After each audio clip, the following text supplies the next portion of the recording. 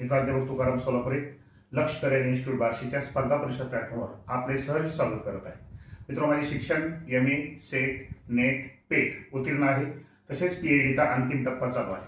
यापेक्षा सगळ्यात महत्त्वाची ओळख म्हणजे गेल्या अनेक वर्षांमध्ये माझ्या मार्गदर्शनाखाली 2,500 पेक्षा अधिक विद्यार्थी शासकीय नोकरी, त्याचबरोबर TET, टॅट परीक्षा या माध्यमातून उत्तीर्ण झालेले आहेत.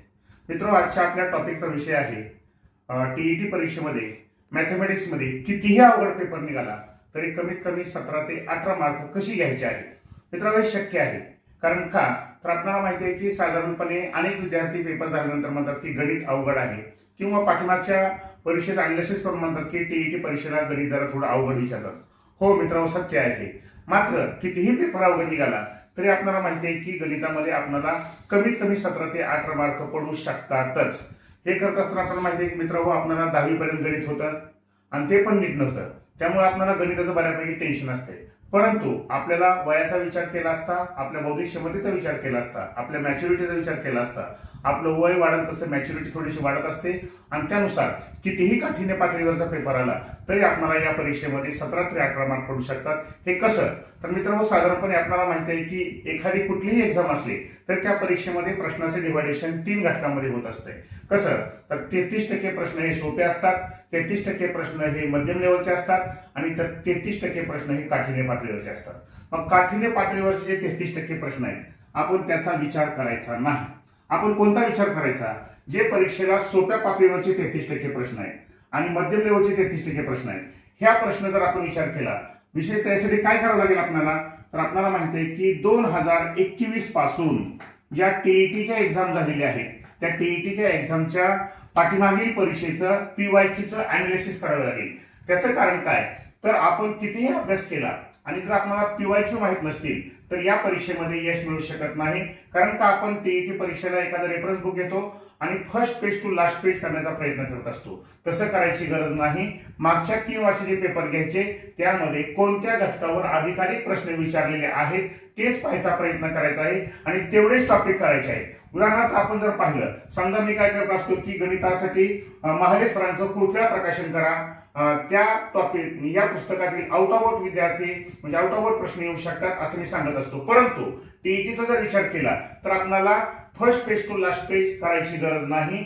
या PYQचं अनालिसिस करायचं, तेवढेच टॉपिक पाहायचे आणि त्यानुसार ज्या पद्धतीने आपण दिवसामध्ये पेस्ट केल्याशिवाय कोणतंही अन्न ग्रहण करत नाही किंवा द्रव्य प्राशन करत नाही, पाणी प्राशन करत नाही, त्या पद्धतीनं जे तुम्ही 27, 28, 25 जेवढे टॉपिक होतील ते टॉपिकची यादी काढा आणि दररोज एक टॉपिक व्यवस्थितपणे करण्याचा प्रयत्न करा. त्यासाठी ऑथराइज्ड रेफरन्स बुक वापरा. कारण का अनेक पुस्तकं असे आहेत की समजा काळ, काम, वेगावरचा टॉपिक आहे, त्याच्यावर 2-3 उदाहरणं दिलेली आहेत. मित्रांनो, काळ, काम, वेग, अंतर यावर जवळजवळ 19 प्रकारचे उपघटक आहेत आणि ते जर आपल्या रेफरन्स बुक मध्ये नसतील तर आपल्याला योग्य ते मार्क पडू शकत नाही. त्यासाठी योग्य रेफरन्स बुक पण तेवढीच महत्वाची आहे. त्यासाठी काय करणं गरजेचं आहे? तर PYQचं अनालिसिस स्वतः करायचं.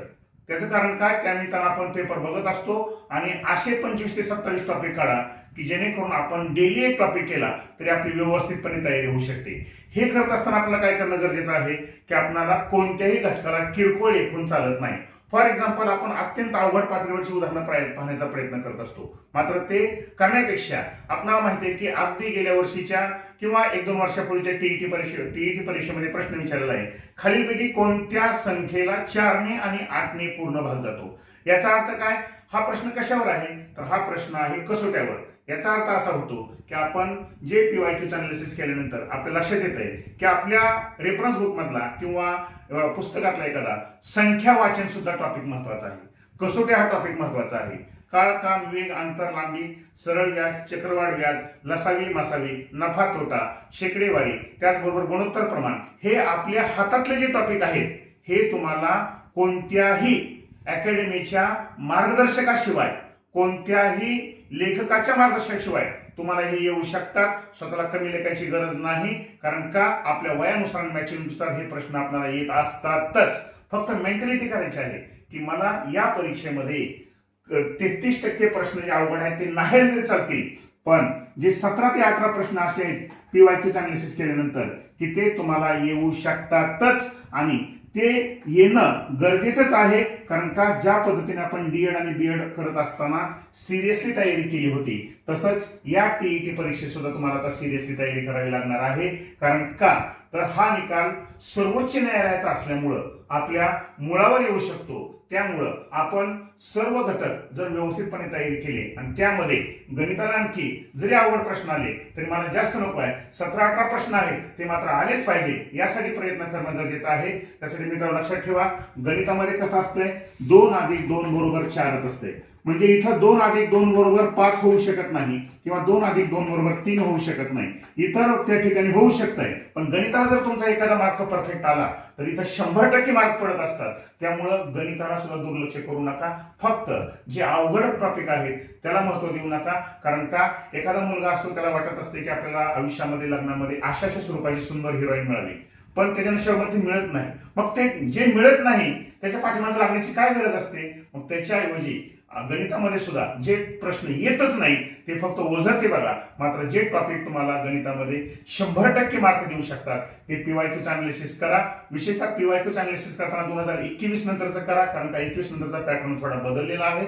आणि अशी जर आपण व्यवस्थितपणे तयारी केली तर गणितामध्ये तुम्हाला नक्कीच 17 ते 18 मार्क पडू शकतात. फक्त एकच करायचं आहे, डेली एक टॉपिक करत असताना जेव्हा आपण एखादी बैठक व्यवस्था 1 तासाची करत असतो गणितासाठी, तेव्हा तो टॉपिक पूर्ण कळाल्याशिवाय पुढे जायची गरज नाही. आणि बाजारामध्ये आता असे रेफरन्स बुक आहेत, तुम्हाला जरी गणित येत नसलं तरी त्यांनी सोडवून दिलेले आहेत. त्यामुळे ते सोडवून कशा पद्धतीने दिलेलं आहे हे पहा आणि मगच दुसरा टॉपिक घ्यायचा प्रयत्न करा. याचा अर्थ काय, जर आजपासून आपण विचार केला तर अजूनही आपल्याकडे परीक्षेमध्ये 50 दिवस आहेत आणि या 50 दिवसामध्ये डेली एक टॉपिक केला तरी आपले जवळजवळ 2 रिव्हिजन होऊ शकतात. आणि 2 रिव्हिजन गणितामध्ये घेणाऱ्या विद्यार्थ्याला नक्की 17 ते 18 मार्क पडल्याशिवाय राहणार नाहीत. त्यासाठी आपण आजपासून दररोज एक टॉपिक करण्याचा प्रयत्न करा. गणिताला हलक्यात घेऊ नका, तसंच लय सिरियस घेऊ नका. फक्त आपलं डेली रुटीनचा एक भाग आहे असं गृहीत धरून दररोज एक टॉपिक करण्याचा प्रयत्न करा. मित्रांनो, गणितावर सुद्धा अधिकचे स्वरूपाचे मार्क कशी पाडायचे ह्याचा एक स्वतंत्र ट्रिक्सचा व्हिडिओ आपल्या अकॅडमीच्या माध्यमातून येणार आहे. तो जर तुम्हाला पाहायचा असेल किंवा आताचाही व्हिडिओ तुम्हाला आवडला असेल तर आमचं चॅनल लाईक करा, सबस्क्राईब करा आणि महत्वाचं म्हणजे शेअर करा. कारण का तर अभ्यासक्रम शिकवण्यापेक्षा अभ्यास कसा करावा हे फार महत्वाचं असतं आणि तेच तुम्हाला या माध्यमातून सांगण्याचा माझा प्रयत्न आहे. लगेच आमचं चॅनल सबस्क्राईब करा, एवढीच विनंती. जय हिंद, जय कर्मवीर, जय महाराष्ट्र.